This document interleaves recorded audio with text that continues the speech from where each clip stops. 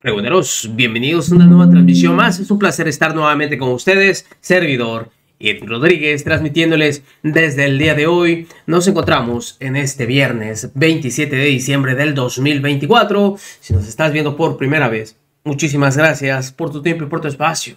Solamente pido tu apoyo con la suscripción para que cada día podamos ser más en esta gran familia pregonera. Amigos, vámonos de lleno a la información.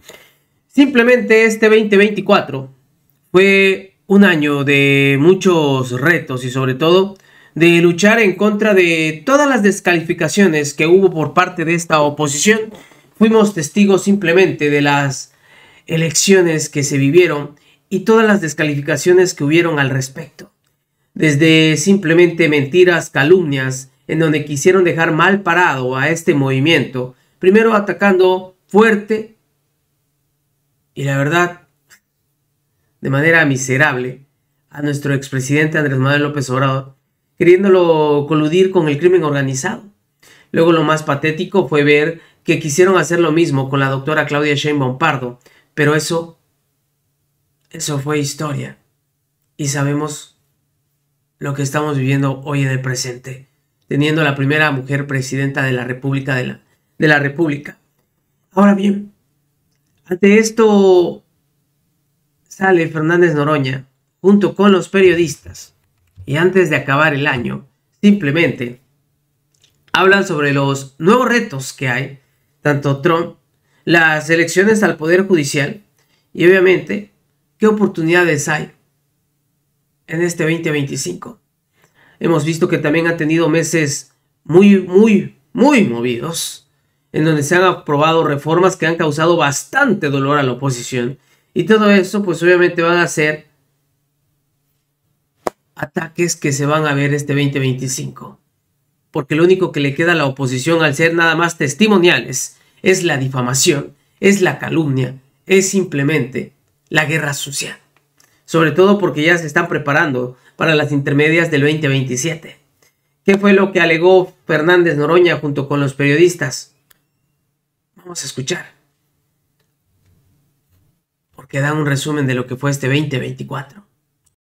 Y la verdad es que la compañera presidenta Claudia Sheinbaum Pardo ha primero hecho un proceso interno muy difícil, que salió airosa, después una campaña no menos dura, y finalmente llega a la presidencia como la primera mujer en 200 años de República Federal y haciendo un trabajo extraordinario.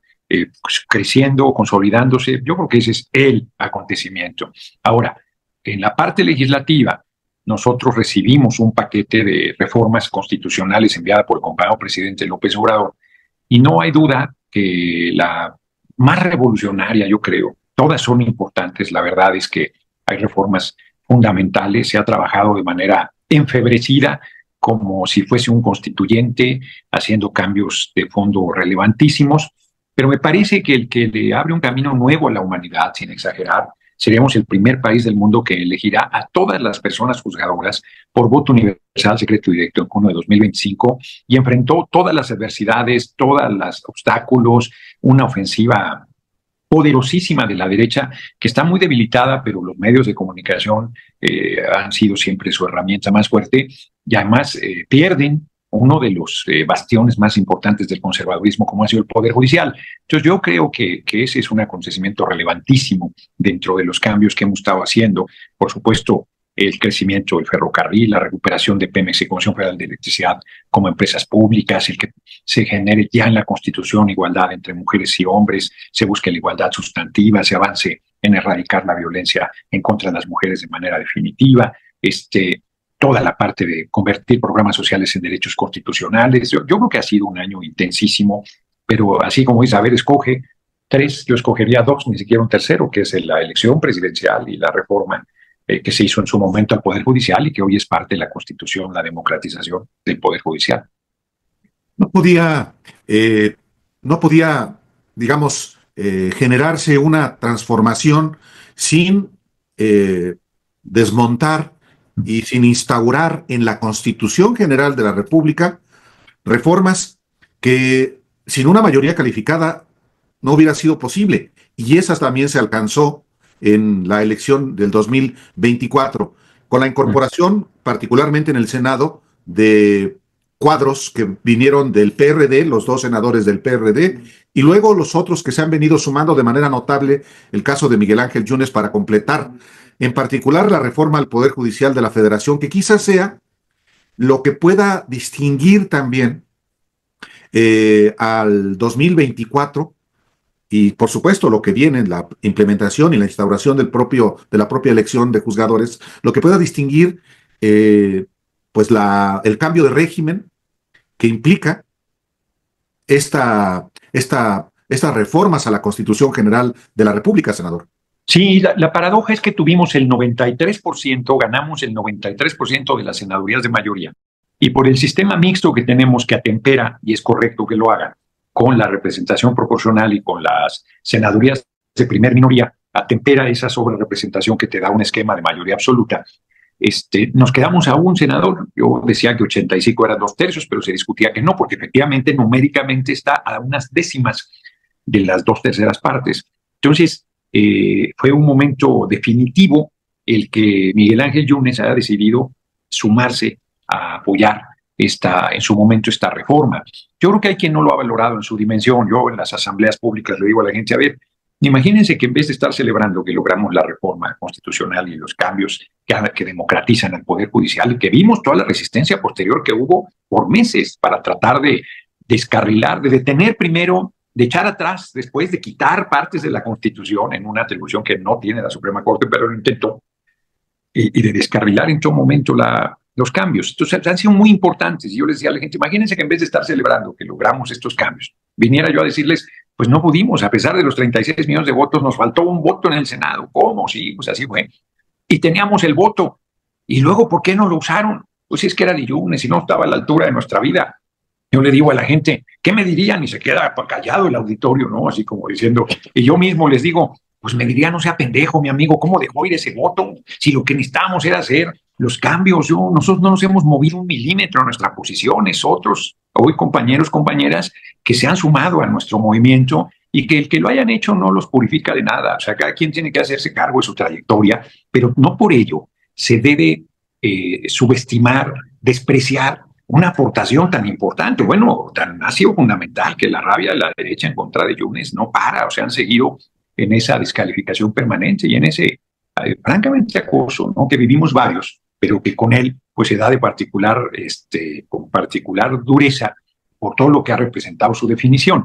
Entonces, y se han venido sumando otros actores, Cintia López Castro, me escapa alguien seguramente, y se van a seguir sumando. Es natural que haya un polo de atracción, pero el momento duro fue en la definición en torno a los cambios constitucionales para democratizar el Poder Judicial, y ahí ese mérito pues no se le debe regatear. No se le debe regatear a Yunes, a la operación política de Adán Augusto López Hernández, a la capacidad también de la fracción mayoritaria de no actuar con sectarismo, de valorar la importancia de esa determinación. Entonces, yo estoy muy satisfecho porque en este periodo que va terminando, pues hemos sacado todas las reformas constitucionales, las legislaciones ni se diga, secundarias que corresponden, y finalmente logramos ya, todo indica, que la Corte, que fue ahí un obstáculo permanente a este proceso, finalmente se ha allanado, y las últimas señales que ha mandado pues han sido francamente positivas. Yo lo celebro. Tenemos un reto enorme en la elección, no va a ser una elección sencilla, el número de candidaturas es muy grande, particularmente en la Ciudad de México. Son 4 estados donde se concentra el mayor número, y en la Ciudad de México es donde más se concentra, y genera una complejidad que finalmente el INE, con su profesionalismo y la participación de muchos actores, el Senado juega un papel importantísimo en este proceso por los cambios que se hicieron, que le dan la responsabilidad de ser un órgano auxiliar del propio Instituto Nacional Electoral. Entonces, ahí vamos. Yo todavía es temprano para hacer un balance de cierre del año, quedan un par de semanas, pero en términos generales yo creo que el balance adelantaría yo como muy positivo, como histórico, como inédito, como de gran triunfo al movimiento y de cumplimiento de nosotros con los compromisos con el pueblo de México, y eso es muy satisfactorio, y lo percibo con la gente en la calle. La verdad es que su respaldo, su cariño, su reconocimiento es muy fuerte, y no es una tarea personal, es una tarea de todo nuestro movimiento, que a mí me ha tocado una posición destacada para sacar una parte de ella adelante. 2024 cierra, pues sí, con una buena agenda del progresismo echada para adelante. Ahora, 2025 va a abrir con un enero complicado, es el 20 de enero, luego a tener que enfrentar a ver qué decidió el señor color naranja. Usted no lo tiene que decir porque usted sí es presidente del Senado y no, yo soy simplemente un periodista, le puedo decir del color que quiera a ese señor. Y luego vienen algunos otros retos en el camino. Sí, efectivamente, sacar la elección del Poder Judicial y luego realmente echar a andar todos los proyectos de la presidenta en el siguiente tramo, porque se necesitan y porque para cerrarlos, para concluirlos, necesita lanzarlos ya. O sea, va a ser un año intenso en retos, senador. Sí, yo creo que los 6 años van a ser muy intensos porque si, como todo indica, nuestro movimiento se consolida, la derecha sabe que está condenada a la intrascendencia, o dicho de otra manera, que por décadas no va a regresar al gobierno. Nosotros tenemos que hacer bien las cosas, las vamos a hacer bien, tenemos que mantener la unidad, nos vamos a mantener en unidad y tenemos que aplicarnos en serio a fondo. Tenemos una enseñanza muy fuerte, la verdad es que si tú revisas la capacidad, ustedes revisan la capacidad de trabajo de las compañeras y compañeros que tenemos responsabilidades públicas, pues es impresionante, no para nadie, desde la compañera presidenta hasta quien quieras tomar como ejemplo. Y sí tiene un reto grande que el presidente electo Donald Trump ha estado amagando con tomar medidas pues muy racistas, clasistas, profundamente injustas. O sea, a los migrantes Estados Unidos les debe miles de millones de dólares en derechos, miles de millones de dólares en beneficios que pagan con sus impuestos, tanto en el trabajo como en el consumo, sin considerar el trabajo mismo que hacen, que esa es la parte fundamental de la aportación a la riqueza del vecino país, y que desde la década de los 70 del siglo XX no han hecho una amnistía migratoria. Y no solo eso, sino la amenaza con que quien nazca en Estados Unidos ya no será estadounidense, cuando esa es una de las reglas de oro del vecino país, retomando el orgullo que tienen por su tierra y por su identidad. Entonces, está haciendo que se agudice esta visión racista que tanto daño le ha hecho al vecino país y que además, insisto, es profundamente hipócrita, porque a la hora que tú vas a comprar algo no te preguntan si tienes documentos o no. A la hora que te cobran los impuestos no te preguntan si tú estás de manera regularizada en el vecino país o no. Tú pagas impuestos por igual, sin recibir ningún beneficio. Entonces, yo creo que vamos a tener una relación difícil. Nunca ha sido fácil la relación con los gobiernos de Estados Unidos.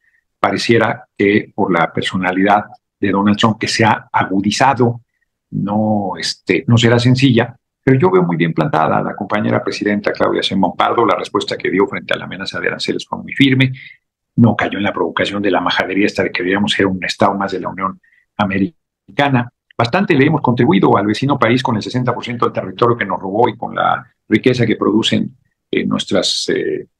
las personas que emigraron de origen mexicano a los Estados Unidos. Entonces, creo que debería haber más mesura en las declaraciones del presidente electo, pero eso es pedirle demasiado, no está en su personalidad, pues ahí iremos lidiando con eso.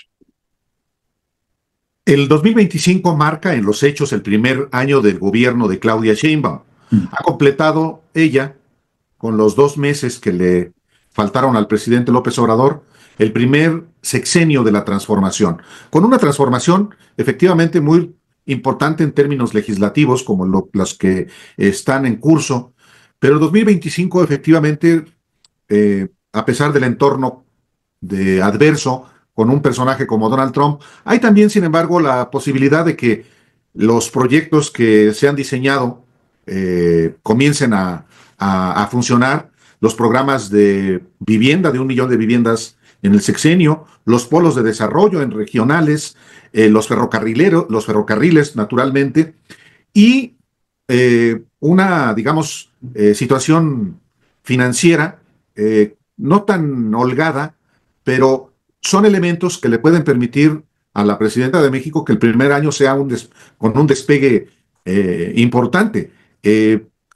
Las expectativas que usted tiene como senador, Gerardo Fernández Noroña, ¿cuáles son, justamente con base en lo que estoy planteando? Sí, compartiría lo que planteas. O sea, yo creo que va a ser un avance muy poderoso. La compañera presidenta es muy tenaz, muy puntillosa, muy detallista, no deja nada al azar, le da seguimiento. Se ha integrado un equipo también de gente muy capaz.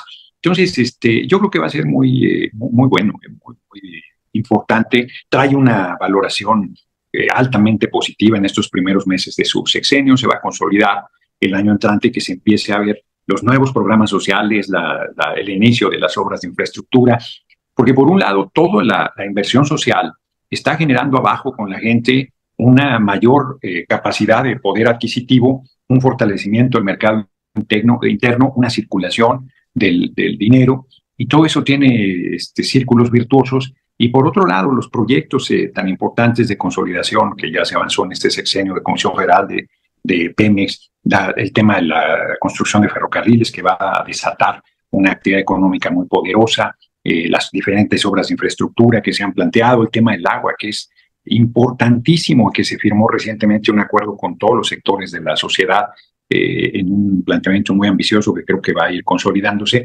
Yo veo muy bien las cosas. Es más, si me presionan, hasta veo bien las declaraciones de Donald Trump, porque nos obliga a una unidad muy sólida con todos los sectores de la sociedad. No hablo solo del movimiento. A ver, el sector empresarial, ni modo que aplauda medidas del gobierno de Estados Unidos que irían en detrimento de sus inversiones y de sus empresas. Es evidente que les resulta natural cerrar filas con nuestro gobierno, con la defensa de nuestros intereses, las propias empresas estadounidenses que tienen asiento en nuestra patria. Entonces, yo creo que Donald Trump debe tener claro la poderosa interrelación que las economías de nuestras naciones tienen, y me imagino que está, pues, como es su característica, presionando para sacar más ventajas, pero que está claro los límites hasta donde debe y puede avanzar.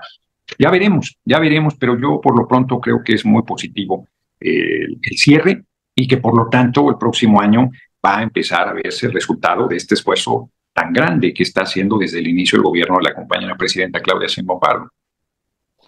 Decía hace unos días atrás Andrés Manuel López.